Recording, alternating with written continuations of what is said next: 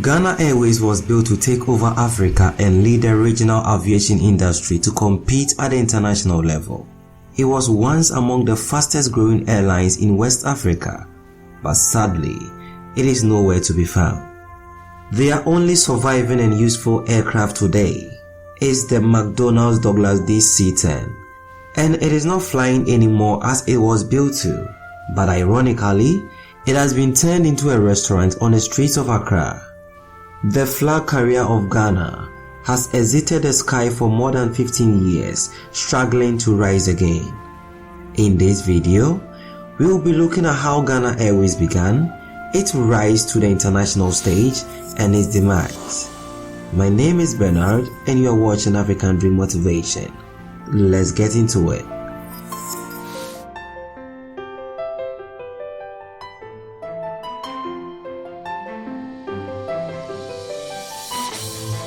The early 20th century marked a great moment for British colonialism. As the world was evolving, Britain began developing the aviation industry of their colonies. Ghana was no different. Before 1958, the British Overseas Airways Corporation, together with the West African Airway Corporation, were jointly responsible for international services from Ghana. They operated a pool of services from West Africa to London. Ghana having its own airline was a great desire of Dr. Kwame Nkrumah, the first president of the sovereign state. Because of this, right after independence, he began making advances towards that goal. On 4 July 1958, the government of Ghana founded Ghana Airways with a startup capital of £400,000. The government of Ghana held 60% stake in the company, while the British Overseas Airways Corporation held the remaining 40%. The British airline took over the management and maintenance of Ghana Airways because they had the expertise such as pilots, engineers, ground personnel, and in-flight staff. The Ghanaian personnel were being trained to take over the management and operation of the company as soon as possible. Beginning its operation, the airline enjoyed privileges from British Overseas Airways Corporation, which allowed it to operate the Accra-London route on 6 July 1958 with a Boeing 377 Stratocruiser. However, the airline's first aircraft to be registered in Ghana since the country became independent was a de Havilland Heron delivered on 30th December 1958. With great determination and hard work, the great vision of Dr. Kwame Nkrumah to create a successful airline for Ghana was getting in shape. After the first year, the company's financial statement reveals that Ghana Airways made a net profit of $28,000. This was a huge success, considering the fact that the airline had only been in business for just a year. Getting to the jet age, new aircraft were on display as airlines retired their old fleet and jumped on the new trend. On 9th March 1959, the first Douglas DC-3 entered the service. Also, the old Stratocruiser, which was owned by British Overseas Airways Corporation, was retired, and in its place, Bristol Britannia 102s were leased out to Ghana Airways. Ghana Airways saw a great boost during the jet age, and the company kept ordering more advanced aircraft. Getting to the end of 1959, an order for 2 Britannias were placed, and services to Conakry was introduced. In 1960, 3 Vickers Viscouts were ordered on 20th April. With all these developments going on, President Kwame Nkrumah was accused of being too aligned with the West. This had a little influence on him, making a strategic decision to engage in the Soviet Union more advantageously. He entered into agreement with the Soviet Union, and this agreement brought about the order of 6 aircraft at a cost of £670,000 each. The order was delivered on 3rd December and was initially crewed and maintained by the Soviet Union, while Ghanaian personnel were trained. In 1960, Ghana Airways made a net profit of $462,000, which was a plus to the company. Getting to the end of 1965, the airline started operating en route to local destinations from Accra to Kumasi, Takoradi and Tamale, with regional flights being operated to Abidjan, Bamako, Bankrupt, Conakry, Dakar, Freetown, Lagos, and Monrovia. The airline's international route network saw the airline flying to Addis Ababa, Beirut, Cairo, Khartoum, London, Rabat, Rome, Zurich, Switzerland, and Moscow. Ghana Airways was gradually become a regional aviation giant, having alliance with Swiss Air and Nigeria Airways. This helped to increase the number of people and destinations served. Due to the airline's alliance with giants in the industry, it operated mostly on leased aircraft. With such great developments ongoing, a bloody coup d'etat ousted Dr. Kwame Nkrumah from the presidency. There were definitely going to be a lot of changes in the company since it was politically motivated. The National Liberation Council, which overthrew Kwame Nkrumah, quickly began eliminating loss-making routes from the Ghana Airways network, which Dr. Kwame Nkrumah had kept ongoing in order to show the Ghana flag to the world. The next target of the new government was the airline's ties to Egypt Air, which was as a result of Dr. Kwame Nkrumah's relationship with Egypt. The airline was ordered to stop operations in Cairo, Egypt, because the Egyptian president Gamal Abdel Nasser supported Kwame Nkrumah. Ties with the Soviet Union were under threat, and in less than a year, all of the remaining Soviet aircraft were retired. However, Nigeria Airways became one of the closest allies of Ghana Airways, with both airlines working together to ensure growth. The country experienced about 4 decades of political instability and a series of bloody coup d'etat. The frequent change of government from military to civilian and vice versa made the management of the airline very difficult since it became a politically manipulative tool. With the Soviet Union exerting their influence on the airline, the Western countries were definitely going to come in. Strong ties were created with the Western countries, and flights to the United States began in September 1994. A leased DC-10s, leased from Skyjet operations, began with flights moving to JFK International Airport in New York City. It was clear that the airline was becoming highly unprofitable, making it even more difficult to make an outright purchase of an aircraft. The dark days were near, and the great vision of the airline was gradually fading away.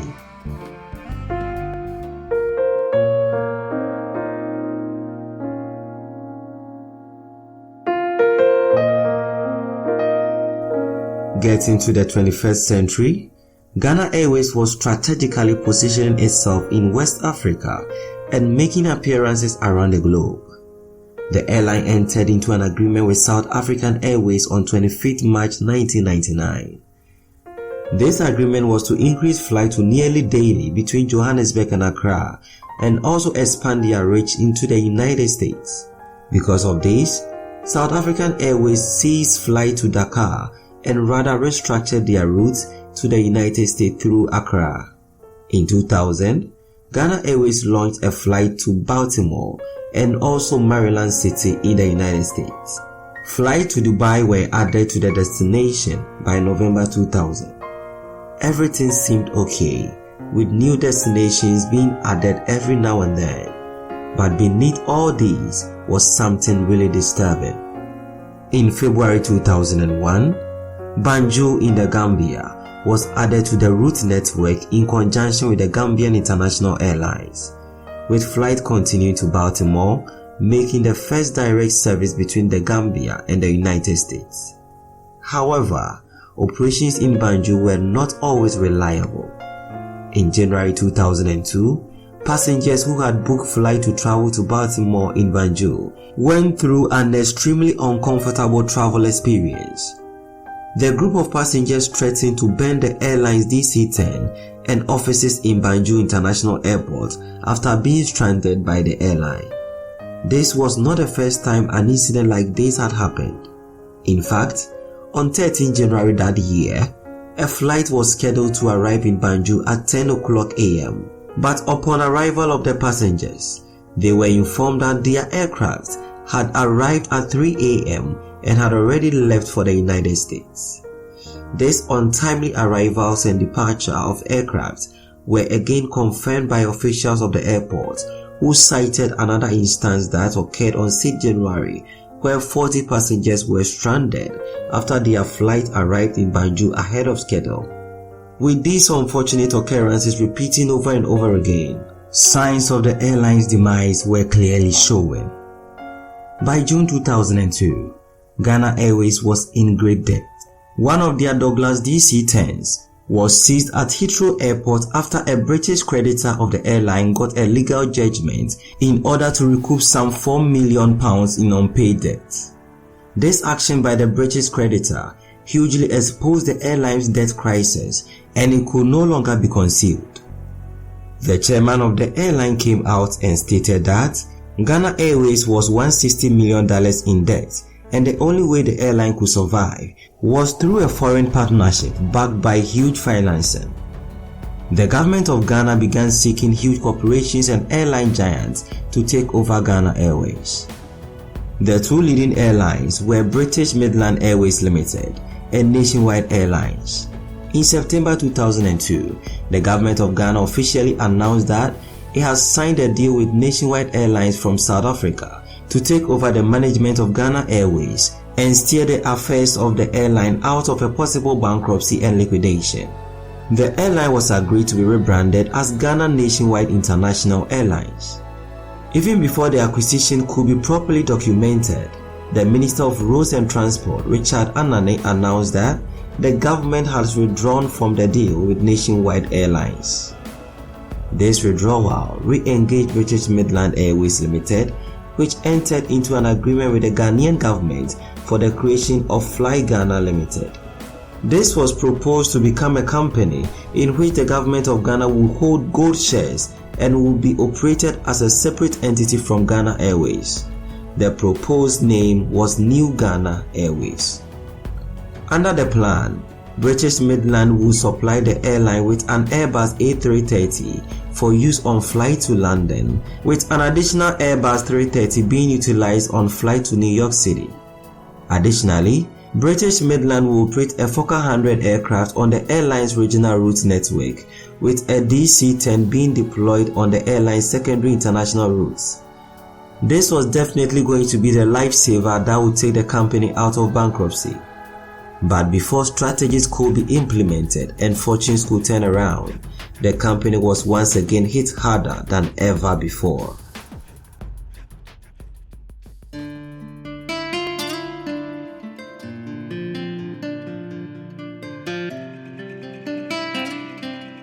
In July 2004, the United States Department of Transportation banned the airline from operating flights into or out of the United States.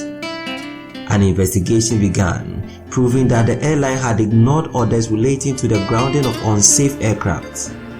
To worsen the situation, the airline was operating with an out-of-date license.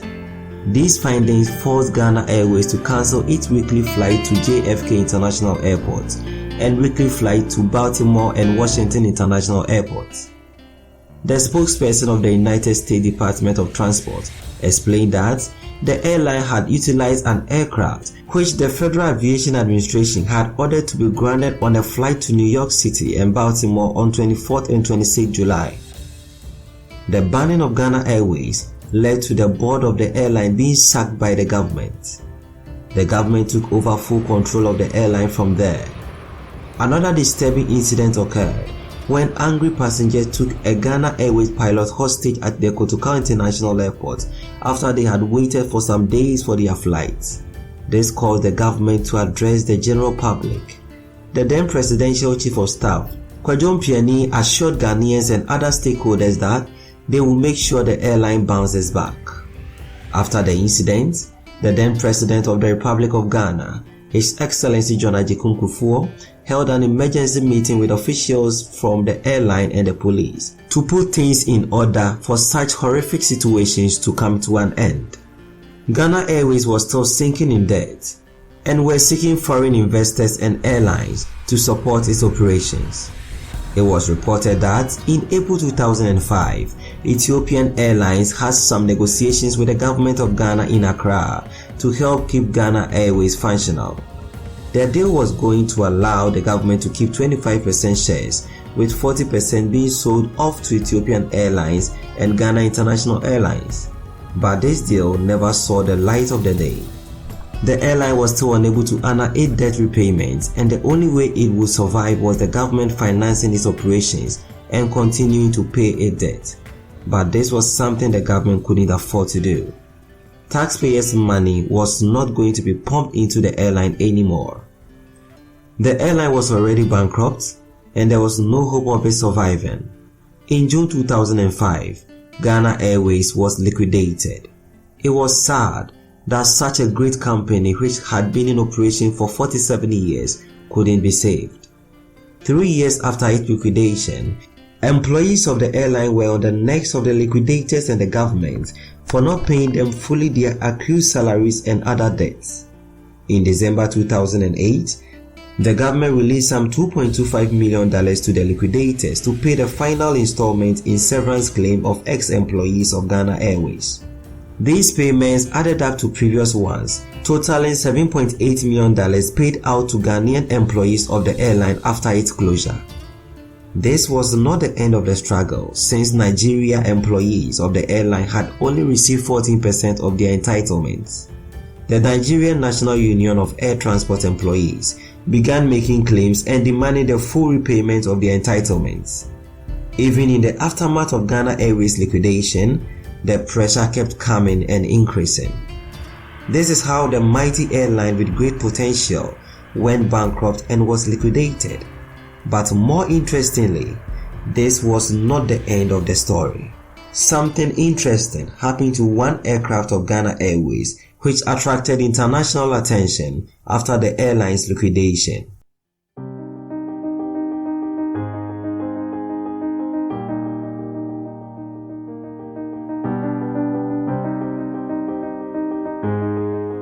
In most cases, whenever an airline discontinues, its fleets are left abandoned. Ghana Airways was no different, and in their case, most of the aircraft were deemed unfit for the air and obsolete. One aircraft that made headlines even after the collapse of Ghana Airways is the McDonnell Douglas DC-10. This plane was ordered in 1976 for $20 million, $130 million equivalent today, and arrived on 24 February 1983. It was used to fly United Nations troops in and out of Beirut, Lebanon. By 1986, it was used under contract by Caribbean Airlines to fly passengers from Europe to the Caribbean twice weekly. It was operational as a passenger jet between 1983 and 2005. In 2002, the plane was impounded and suspended by the UK and Italy due to an unpaid £4 million debt owned by the national carrier to parts supplier AJ Walters Aviation. After the bankruptcy of Ghana Airways, the plane was abandoned at the Kotoka International Airport, and the years ahead saw parts of the aircraft sold for scrap, including 3 engines. Further hostile advances were made to salvage the plane and its aluminium, but this was altered in a mind-blowing way. This is where the Tante DC restaurant comes in. A bid was opened by the Ghana Airport Company after decommissioning of the aircraft. After many companies and individuals had presented their bids, Vindira Company Limited won the bid.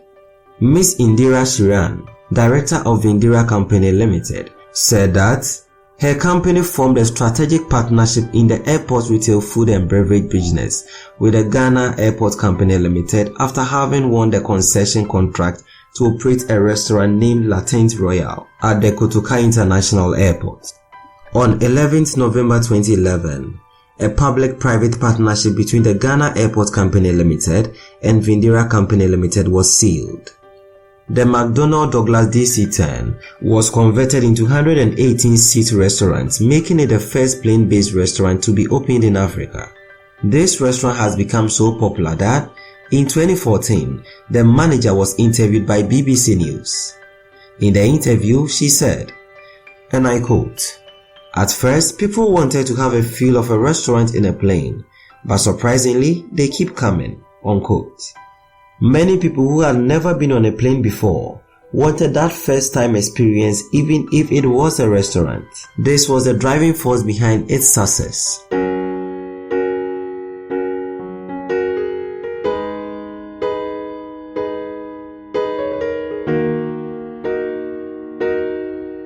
After the company has been shut down for about 15 years, bouncing back has become a mere political talk, with many political parties assuring Ghanaians of the airline restarting.